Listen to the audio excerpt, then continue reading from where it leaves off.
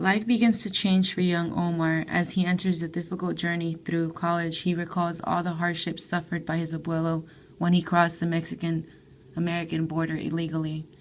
We join them in the middle of their conversation in the living room as abuelo explains to Omar the importance of his education and life goals so that he does not have to struggle like so many in his family have before him.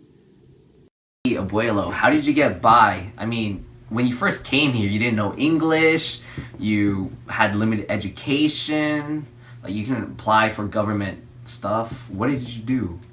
Mio, you need to understand that you need to do what you need to do to get by. And I had to put food on the table for your father and abuela. And I wish I had enough money to afford her education to save her life. But I was limited. I was limited. But with education, you won't be. And it's your job to provide and protect your family. And it will be much easier if you have an education. And as for me, I just need to learn English.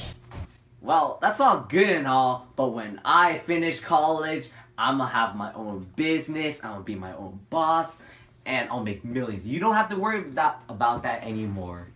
Don't be stupid. That will take forever for that to happen. But for now, you need to listen to your boss and take orders, especially from your mom, especially when she tells you to go do the dishes. Hey, abuelo, I was trying to study for the final exam. I'm pretty sure the dishes will still be there when I get back. It does not matter. You need to listen to what your mom is saying. And I expect you to take care of your responsibilities first. And education is important, but listening to your elders comes first. And I'm surprised she didn't even beat you up. If I had mouthed off to my boss like you do, I would have been fired. And there'd be no arguments to be made. I would simply leave or risk being caught. So for that reason, I'm telling you to listen to your jefe, whether you like it or not. So, anyway, remember that girl I told you I was seeing? Mm-hmm. Well, do you think you can maybe meet her later this week or later today even? Of course. You All know. right. Omar is back at home focusing on his homework when his mother barges in. There has been a lot of tension building up as his parents struggle to put him through an expensive private college, and Omar refuses to help because he is so focused on his success in school. Can you please pick up those masks everywhere? It's been like this for weeks. Smiley's bothering everyone. Mom, I'm trying to study for the test. You know, I have to pass classes to go to a good job. And you also need to find work and help parents. See, now we still need to pay for your tuition and your grandparents is helping you. And why don't you find some job? Student loan should be enough. It's not enough. Your private college is so expensive. I think better idea, you go to community college. See, your dad and me, we go there, we have no problem to find a job. It's much cheaper. Mom, I want the power, property, and prestige that comes from graduating from a good school. I want to be CEO and make a lot of money. Now the school is not a matter. It doesn't matter. Eventually you will find a job. Well, according to Joseph Cal and Dennis Gilbert's social class ladder, people with higher education tend to, have better paying jobs, and by extension, more power, property, and prestige. Hi, don't take this social class ladder too literally. There exists a social inconsistency. Your father and I both got a college degree.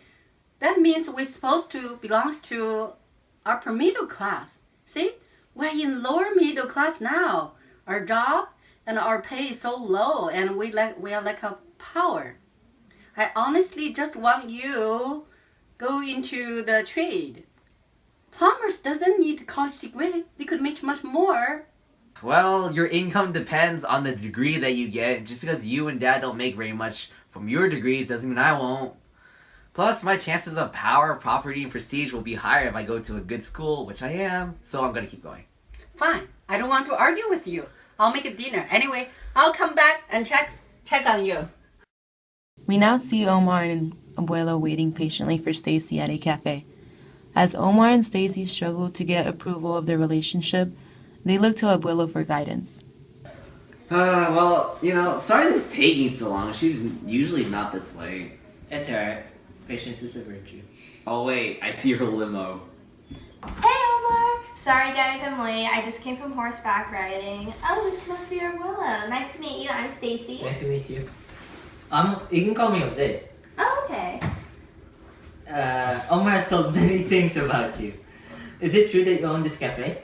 Yeah, my dad owns all the chains of this cafe. Yeah. What is it like growing up in one of the richest families in the world? Well, it's alright, I guess. There's a lot of fancy clothes, cars, sure. But then there are private schools like Pinewood, which is like $25,000 a year, and tutors, and endless extracurriculars. I don't know. My parents put a lot of pressure on me. Yeah, my father wants me to go to some prestigious business school abroad that he went to, but I really don't want to go there. I'd rather just stay here. Really? What school? I don't remember the name because I didn't want to go there, but he talked to some upper management there to get me in. He plays golf with them or something. I've always wanted to play golf. Does he play golf near here? No, we have our own personal golf course in our backyard. You have a golf course? I wouldn't really call it a golf course. The pool takes up most of our backyard. You have a pool too? I've seen her place. I thought you drove her home. Well, I do, but I have to drop her off at the gate. I mean, her parents don't really approve of me. What? Why not? Well, that's kind of why I wanted to meet you, Mr. It's Jose. I was thinking you can help change that. My parents don't exactly approve of me dating someone who's not of old money. They think poor people are lazy and that it's their fault they are poor. I've tried to tell them that Omar's a great guy and a hard worker, but they refuse to accept him because he's not rich. That's where you come in.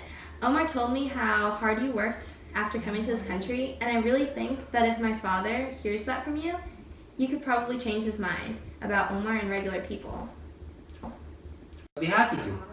Thanks. We now see the squad at Stacy's house. Father, I'd like you to meet Omar and his grandfather, Jose. Good afternoon, Mr. Gates. I'm Jose Gonzalez. It's a pleasure to meet you. Stacy, what is this? I told you I didn't want you to see that boy anymore. Also, why is the gardener in the house? I want you to marry someone who is from old money, rich and successful. Maybe a lawyer from Harvard or something. Father, I know how you feel about Omar, but just because he isn't from old money or rich doesn't mean he's not a good person or a hard worker. I wanted you to talk to Omar and his grandfather to get some insight on who they are and what they've gone through, not just because how they've grown up. My story is much different compared to my grandfather's. My family isn't rich, but we're not necessarily poor. We get by just fine. My parents both graduated community college, but they don't work at very high-paying jobs. They work the stereotypical paper-pushing job in cubicles and are closely supervised, so they raised me with a close eye. My parents both have a bachelor's degree, but they have trouble finding jobs for them, so they don't like the whole idea of college degrees very much. They just want me to get a blue-collar job like plumbing because it pays well without a college degree, but I want more. I'm going to Stanford, a nice private school, but it's hard to pay for it all. My parents' income and scholarships are barely enough. After I graduate, I want to work a prestigious job that pays well so I can give them the good life they deserve. They had so rough.